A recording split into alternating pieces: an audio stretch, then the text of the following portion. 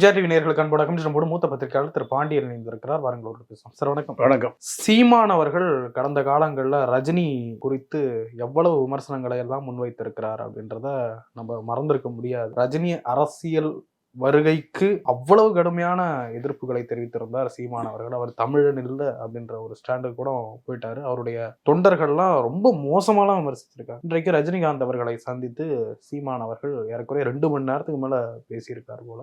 எப்படி பாக்குறீங்க இந்த சந்திப்பு? அது உதவி இயக்குநர்கள், திரைப்பட நடிகர், தயாரிப்பாளருக்கு கதை சொல்ல போவாங்க. அப்படி கதை சொல்ல போகிற பொழுது நல்ல குளிர்சாதன அறை, இது போல சோஃபா, கம்பட்டு ஏற்ற மாதிரி அந்த உதவி இயக்குனர் உட்கார்ந்துருப்பார். அவருடைய ஸ்கிரிப்டை அவர் சொல்லுகிற பொழுது அவர் அப்படியே தயாரிப்பாளர், ஒரு 100 கோடி ரூபா பட்ஜெட்டில் படம் எடுக்கக்கூடிய தயாரிப்பாளர், இல்லை ஒரு 100 கோடி ரூபா 50 கோடி ரூபா சம்பளம் வாங்குகிற கதாநாயகன், சூர்யா, தனுஷு, சிம்பு அப்பா, சிம்பு அம்மா, உதவி இயக்குனர் பாவம், அவர்களும் வாய்ப்பை தேடி அலைவோம். அப்போ கதை சொல்லுகிற பொழுது பல தயாரிப்பாளர், பல நடிகர் தூங்கிடுவாங்க. பல பேர் நான் சொல்ல கேட்டிருக்கு. குரட்டை விட சத்தமே கேட்கும். ஆனாலும் கதை சொல்லிக்கொண்டே இருக்கணும். அந்த சீனை விவரித்து சொல்லிகிட்டே இருக்கணும். நீங்கள் சீன் சொல்கிறத, கதை சொல்கிறத நிறுத்தினீங்கன்னா கதை கேட்குறவர் முழிச்சிருவார். ஏன் நிறுத்திட்டேன்னு கேட்பார். அப்போது இவர் தூங்குனாரா, குரட்டை விட்டாரெல்லாம் பார்க்கக்கூடாது. உதவி இயக்குனர் கதை சொல்லணும். சீமான் உதவி இயக்குனராக இருந்து இயக்குனராக வந்து அரசியலுக்கு வந்தவர். இதுதான் அங்கே ரஜினி வீட்டில் நடந்தது. ரஜினியை சந்திப்பதற்காக பல முறை முயற்சி பண்ணியிருக்காங்க. நான் உங்களை பார்க்கணும். எதுக்கு, எப்படி? 10 நாளாக அந்த மாநாடு 27ஆம் தேதி முடிஞ்சது. முடிந்த பிறகு இன்னைக்கு தேதி 20, 21, 10ஆம் தேதியிலிருந்து 11 நாள் முயற்சி பண்ணிய பிறகு நீங்கள் ரஜினி திமுக முதலமைச்சர் ஸ்டாலின் கேட்குற, சீமான் என்ன சந்திக்கணும்னு விரும்புகிறாரு, நான் சந்திக்கட்டுமான்னு கேட்குறாரு. சந்திங்க. அவர் விஜயால் பாதிக்கப்பட்டிருக்கார், நம்மளும் விஜயால் பாதிக்கப்பட்டிருக்கோம், நீங்கள் சந்திங்கன்னு யார் சொல்கிறா? முதலமைச்சர் சொல்கிறார். சொன்ன பிறகு தான் அவர் ரஜினி வர சொல்கிறார். ரஜினி என்ன ஆலோசனை கொடுத்துருப்பாரு தமிழ் தேசிய அரசியலுக்கு? இல்லை விஜய்க்கு எதிராக என்ன ஆலோசனை கொடுத்துருப்பாரு? 150 கோடி ரூபாய் சம்பளத்தை தவிர ரஜினி எதையும் யோசிப்பதே இல்லை. லதா ரஜினிகாந்தோ 150 கோடி ரூபாய் சம்பளத்துக்கு எவனா கதை சொல்ல வந்தால் மட்டும்தான் அவர்கள் வாயை திறப்பாங்க, எதிர்கேள்வி கேட்பாங்க, பேசுவாங்க. அரசியல்லாம் பேசுகிறதே இல்லை. யார்? ரஜினியும் பேசுறதில்ல, லதா ரஜினிகாந்தும் பேசுறது. அப்போது சீமானுக்கு அக்டோபர் 27க்கு முன்பு, 27க்கு பின்பு, 27க்கு முன்பு பெரிய டிமாண்ட் இருந்தது. ஏன்னா இவருடைய 8% வாக்கு எடப்பாடிக்கு தேவைப்பட்டது.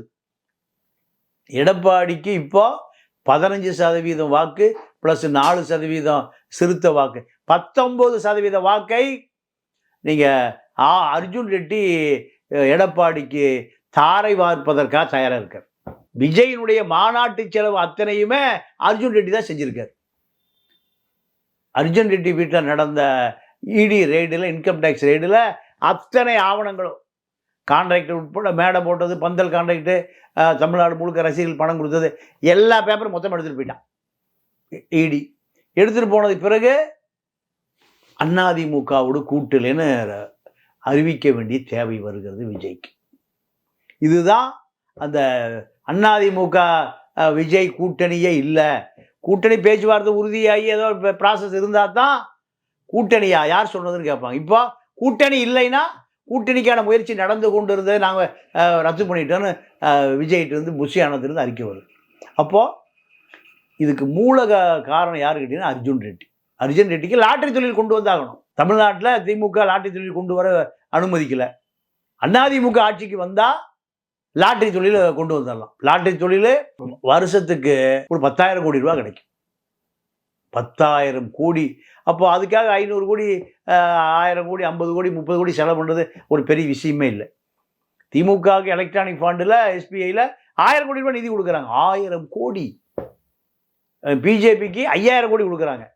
வந்துதான் எல்லா பட்டியலோடு வந்தது. அப்போது 1000 கோடி ஸ்டேட் கவர்மெண்ட்டுக்கு 1000 கோடி செலவு பண்ணுறாங்கன்னா விஜய்க்கு 50 கோடி 80 கோடி செலவு பண்ணுறது பெரிய காசே இல்லை. இந்த தேர்தலை தீர்மானிக்கக்கூடிய ஒரு பெரிய நபர் யாருன்னா அர்ஜுன் ரெட்டி தான். சீமானுக்கு ஏன் கோவம் வருதுன்னா, அர்ஜுன் ரெட்டி சீமானா சீந்தவே இல்லை. ஏன் சீந்தலினா 8% இப்போ வாக்கு அந்த தேர்தலில் 5 போகுமா 4 போகுமான்னு தெரியல. அறிவு இருக்கிற பூரா வேலுமணிகிட்ட போயிட்டான், அறிவு இல்லாத அரசியல் தெரியாத பூரா விஜய்கிட்ட போயிட்டான். சீமான்ட்ட யார் இருக்கா? விஜய் லட்சியும் கைல்வழியும் தான் இருக்காங்க. அப்போது சீமானுக்கு கோபம் வர்றதுக்கு அதுதான் காரணம். சரி, திமுகவோடு சேர்ந்தாவது விஜயை அரசியலை காலி பண்ணணும். ரஜினியோடு சந்திப்பது ஒன்று தான், ஸ்டாலினை சந்திப்பது ஒன்று தான், ரெண்டு ஒன்று தான். ஏன்னா ஸ்டாலினுக்கு துரைமுருகனுங்கிற பிரச்சனை வருகிற பொழுது நீங்கள் ஸ்டாலின் யாரை களத்தில் இருக்கிற? ரஜினியை. துரைமுருகன் ஒரு ஆள் இருக்கார், கண்ணில் விரலை விட்டு ஆட்டுவார். படிச்சாச்சுன்னா கிளம்புங்கய்யா, பள்ளிக்கூடத்தை காலி பண்ணுங்க, உதயநிதி துணை முதலமைச்சர் ஆகணும். இந்த அரசியலை ஸ்டாலின் ரஜினிகிட்ட சொல்லி தான் சொல்ல வைக்கிறார். வேறு யார் சொன்னாலும் துரைமுருகனுக்கு உரைச்சிருக்கார். ஸ்டாலின் சொன்ன பிறகு தான் சரி ஸ்டாலினே ரஜினிகிட்ட சொல்லி சொல்ல வைக்கிறாருன்னு தெரிஞ்சு தான் அந்த பிரச்சனை முடிஞ்ச பிறகு அடுத்த வாரம் உதயநிதி துணை முதலமைச்சர் ஆகிறார். இந்த அரசியல். அப்போது ரஜினி எதையுமே ஆமான்னு சொல்லியிருக்க மாட்டார், இருக்குன்னு சொல்லியிருக்க மாட்டார். அவர் பேச 2 மணி நேரத்தில் 1.25 மணி நேரம் ஆமாம் போட்டுட்டு இருப்பார். வேறு எதுவும் நடந்திருக்காது. எந்த ஆலோசனையும் இருக்காது, மறுப்பும் இருக்காது, குறிப்பும் இருக்காது. சீமா என்ன சொல்கிறாரு? ஆமாம் நான் 2 மணி நேரம் என்ன பேசுவேன்? என்ன தெரியும் அரசியல் ரஜினிக்கு? சினிமா நடிக்கிறது தெரியும், குத்தாட்டம் போடுறது தெரியும், டான்ஸ் பண்ணுறது தெரியும். அப்போது இது சீமான் நான் ரஜினியோட பேசிகிட்டு இருக்கேன்னு தன்னுடைய தொண்டர்களை உற்சாகப்படுத்துவதற்கு வேணால் அது பயன்படுமே தவிர அரசியல் ரீதியாக 1% கூட சீமானுக்கு ரஜினி சந்திப்புனால எந்த பலனும் இல்லை. என்ன கேட்டிருப்பாருங்க சார் ரஜினி கிட்ட சீமான் அவர்கள்? கேட்கறதுக்கு ஒன்றும் இல்லை, அவர் கொடுக்கறதுக்கும் ஒன்றும் இல்லை. விஜயை எதிர்க்கணும், திமுகவுக்கு நான் ஆதரவு கொடுக்குறேன் பின்னணியிலிருந்து. ரஜினி இந்த செய்தியை போய் நீங்கள் ஸ்டாலின்கிட்ட சொல்லுங்கள், இதுதான் செய்தி, வேற என்ன? இதை தாண்டி வேறு எந்த அரசியலும் தமிழ்நாட்டில் இல்லை. எனக்கு இருந்த அந்த டிமாண்டு, எடப்பாடியே 30 சீட்டு 300 கோடி தரேன்னு சொன்னார் விக்கிரவாண்டி மாநாட்டுக்கு பொதுக்கூடத்துக்கு முன்பு. இப்போ என்னை சீந்துவார் ஆள் இல்லை. ஏன்னா அர்ஜுன் ரெட்டி உள்ளே வந்த பிறகு விஜய்க்கு தான் டிமாண்டு. அர்ஜுன் ரெட்டி சீமானுக்கு எந்த உதவியும் செய்ய மாட்டேங்கிறார். ஏன்னா சீமான்ட்ட ஒன்றும் இல்லைன்னு முடிவு பண்ணிட்டார். இதுதான் இப்போ சீமான் ரஜினி சந்திப்புக்கான அவசரம். இப்போ ரஜினியை சந்திக்கலினாலும் விமர்சனம் பண்ணுவார், சீமான் சந்தித்தாலும் விமர்சனம் பண்ணுவார். அதனால் தவிர்க்க முடியாமல் உதவி இயக்குனர் கதை சொல்கிறது போல் இவர் சொல்கிறத பூரா கேட்டு ஸ்டாலின்கிட்ட சொல்வதற்காக முயற்சி பண்ணுவார். ஸ்டாலின் தூதர்கிட்ட இந்த செய்தி போகும். யார் சொல்கிறது? சீமான் சொல்கிறது. ஆனால் அதெல்லாம் தாண்டி திமுக போயிட்டுருக்கு. விஜயை எப்படி பர்ச்சேஸ் பண்ணும்? விஜய் ஆட்களை எவ்வளோ பலவீனமான ஆள் இருக்கான், அவனை எவ்வளோ கொடுத்தா இந்த பக்கம் வருவான்? தேர்தல் வருகிற போது எவ்வளோ கொடுக்கணும், முதல்ல எவ்வளோ கொடுக்கணும், அந்தந்த மாவட்ட செயலாளரை அவனை விலைக்கு வாங்கிடுவான். விஜய் கட்சி மாவட்ட செயலாளர்களை திமுக பாதிப்பேர் விலைக்கு வாங்கிடுவான், அதிமுக பாதிப்பேர் விலைக்கு வாங்கிடுவான், மீதி எவனும் இருக்க மாட்டான். ஏன்னா அதிமுக திமுக மாவட்ட செயலாளர்களை விட அவருடைய கார் டிரைவர் அளவு கூட விஜய் கட்சி மாவட்ட செயலர் வரமாட்டான். கார் டிரைவரை மாவட்ட செயலாளருடைய 3/4 வேலை செஞ்சிருவான்.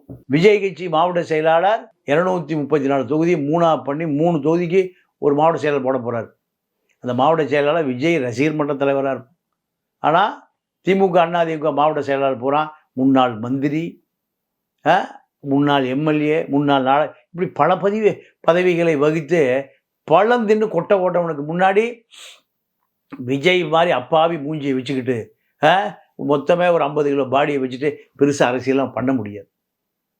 அப்போ அதில் சீமானுடைய அரசியல் நீங்கள் அனாதையாக போச்சு.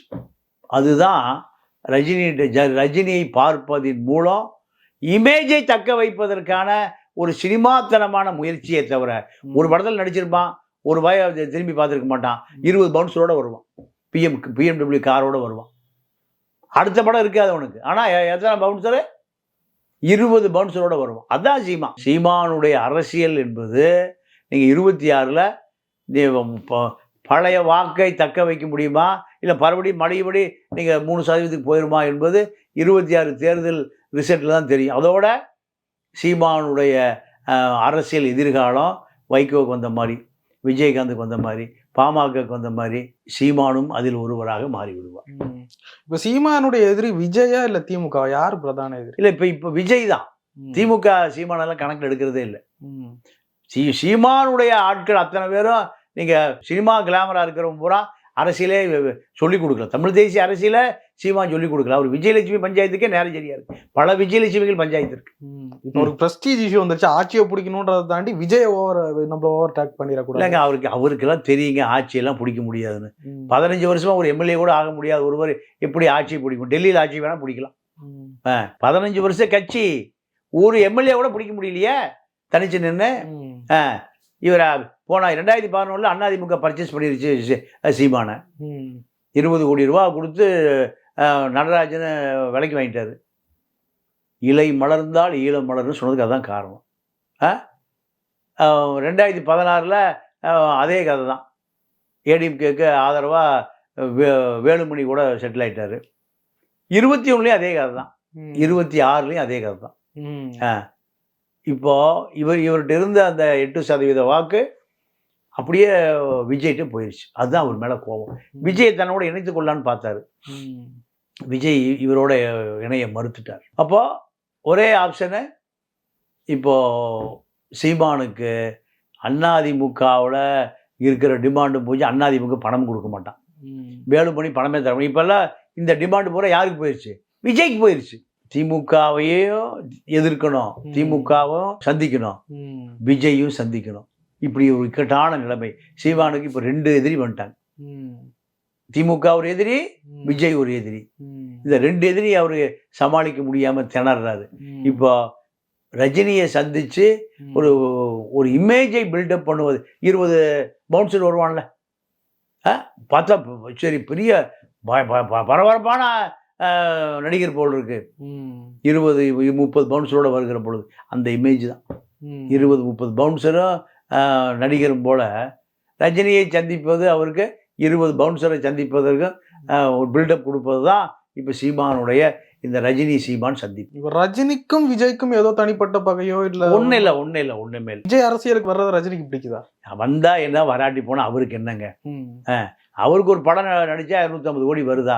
அது நடிக்கிறதுக்கு விருப்பம் இல்லை. பொண்டாட்டி அவரை போட்டு டார்ச்சர் பண்ணி எல்லா சினிமா கம்பெனிக்கு விடாமல் ஃபோன் பேசி இவர் நடிக்கிற படத்தில் அமிதாப் பச்சன், மோகன்லால், உலகத்தில் இருக்க புனித ராஜ்குமார் எல்லா பேரும் நடிக்கிறாங்க. 5 பேர் நடிக்கும்போது இவர் ஒரு ஹீரோ. ஏன்னா இவரை பார்க்க ஆள் இல்லை, ரசிகரே இல்லை. காது கேட்காதவன், கண்ணு தெரியாதவன், இவன் தான் ரசிகராக இருக்கான். இளம் ரசிகர் போல விஜய்க்கு போயிட்டான், அஜித்துக்கு போயிட்டான். 76 வயது நடிகனுக்கு எங்கே ரசிகர் இருப்பான்?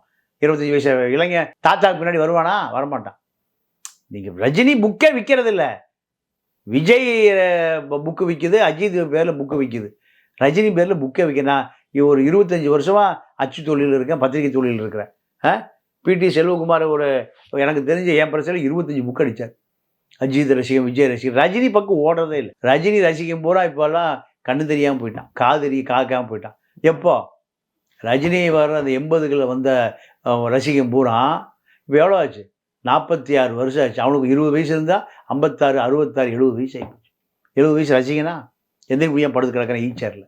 அவன் எப்படி ரஜினி படத்தை பார்ப்பான்? அதெல்லாம் வாய்ப்பே இல்லை. அதனால் ரஜினி விஜய் வந்தா என்ன, அஜித் வந்தா என்ன, குஷ்பு வந்தா என்ன, யாரும் வந்தா என்ன, அவருடைய வேலையை பார்த்துட்டு இருக்காரு. அவருக்கு அரசியல் அவரை தேடி போய் சீமா ஒரு பில்டப் கொடுக்குறாரு. எப்படி 20 பவுன்சர்களோட சம்பளம் கொடுத்து துபாய் பவுன்சர் கூட்டிகிட்டு வந்திருந்தார் விஜய். துபாய் கம்பெனிலேருந்து பவுன்சரில் கூட்டு வந்தார். அதே கதை தான். அதனால ரஜினிக்கு யார் வந்தா அவருக்கு என்ன? அவருக்கு 5000 கோடி சொத்து இருக்கு, அமைதியாக வாழ்ந்துட்டு இருக்காரு. இங்கே இமயமலையில் போய் வாழணும்னு பார்க்குறாரு. பொண்டாட்டி விட மாட்டாங்க, இன்னும் போய் நடி ஏடி மிஷின் அந்தம்மா இவரை காசு பண்ணிட்டு இருக்கு. இதுதான் நடக்குது. அதனால உதவி இயக்குனர் கதை சொன்னால் புடிசை தூங்குவார்ல, அதே தான் நேற்று நடந்திருக்கு, வேற ஒன்றும் இல்லை. இன்றைக்கு கூட நாம் தமிழர் கட்சியில் ஒரு மாவட்ட நிர்வாகம் கூண்டோடு கலைக்கப்பட்டு இருக்கிறது. நிர்வாகிகள்லாம் வெளியேறியிருக்காங்க. ஒரு 4-5 மாசமா கண்டினியூஸா அது நடந்துகிட்டே இருக்கு. ஒரு செயின் ரியாக்ஷன் போல. அதை பத்தி அவருக்கு கவலையே இல்லைங்க. இல்லை, இதனுடைய பின்னணியில என்னதான் இருக்கு? பின்னணியில் இவருடைய அந்த அகங்காரம், ஆணவம். அதனால அவன் என்ன நினைக்கிறான், ஒரு மாவட்ட செயலாளர் இருக்கிறான் வச்சுங்க, 70 மாவட்ட திமுக அதிமுக வச்சிருக்கு. இந்த 70 மாவட்ட செயலாளர் எதிர்காலத்தில் எம்எல்ஏ ஆகணும்னு முயற்சியில தான் ஒவ்வொரு மாவட்ட செயலர் 500 இளைஞர்களை கையில் வச்சிருப்பான் மாவட்டம் முழுக்க. சீமா என்ன பண்ணுவாருன்னா, இந்த மாவட்ட செயலாளரை தவிர்த்து எவன் பொட்டி வச்சிருக்கானோ ஒரு 25 லட்சம் ரூபாய் கொடுத்து சீட்டு கேட்டால் கொடுத்துருவார். அப்போ மாவட்ட செயலாளர் எம்எல்ஏ ஆகுங்கிற கனவு, நீங்கள் விக்கிரவாண்டியில் என்ன நடந்ததுன்னா, அனுசுயா தேவி அந்த அம்மா ஒரு 10 லட்ச ரூபா நிதி கொடுத்தது. அந்த அம்மாவுக்கு எம்எல்ஏ சீட் கொடுத்துட்டார். அங்கே மாவட்ட செயலாளர் பிரகலாதன் ஒருத்தர் இருக்கார், அவர் கட்சி விட்டு போயிட்டார். ஏன்?